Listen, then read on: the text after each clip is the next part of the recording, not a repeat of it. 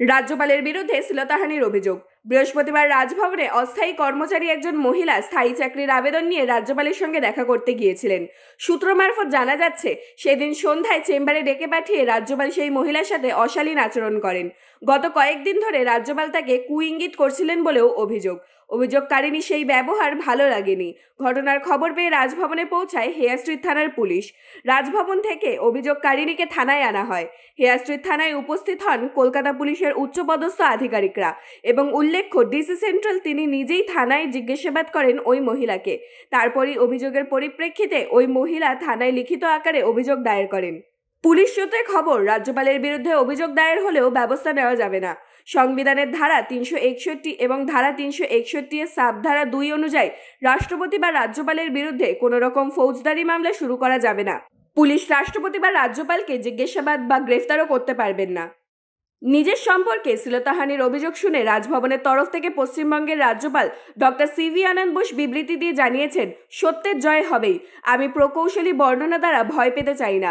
কেউ যদি আমাকে অপমান করে নির্বাচনী সুবিধা চায়, ভগবান তাদের মঙ্গল করবেন, কিন্তু তারা বাংলায় দুর্নীতি ও সহিংসতার বিরুদ্ধে আমার লড়াই থামাতে পারবে না।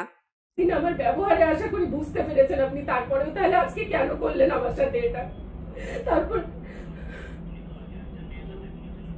হ্যাঁ স্যার, ওটা হ্যাঁ ওই পিবিএক্স এ ওই মহিলা ফোন করে বলতো, যখন আমি তখন ভাবতাম হয়তো ইচ্ছে করে ওনাকে মানে একটা বদনাম করার জন্য করছে, কিন্তু এখন মনে হচ্ছে সেগুলো ভুল কিচ্ছু না। এবং স্যার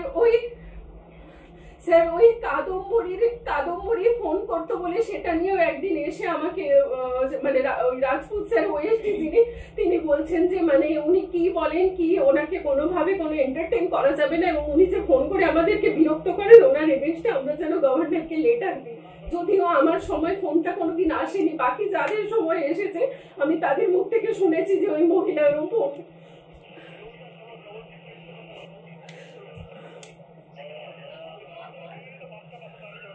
স্যার আমি হোয়াটসঅ্যাপ আর নর্মাল কল সব জায়গা থেকে ব্লক করে রেখেছিলাম। হ্যাঁ, আমি একটা দুটো যে নাম্বারগুলো পেয়েছিলাম ব্লক করে রেখেছিলাম।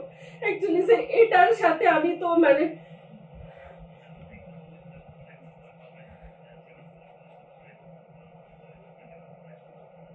স্যার আজকে আমি যদি না প্রতিবাদ করি, দুদিন পর উনি আবার একটা মেয়ের সাথে এই জিনিস করবেন, আর আমি কন্ট্রাকচুয়াল স্টাফ বলে আমি চাকরি হারানোর ভয় কতদিন মুখ বন্ধ করে থাকবো?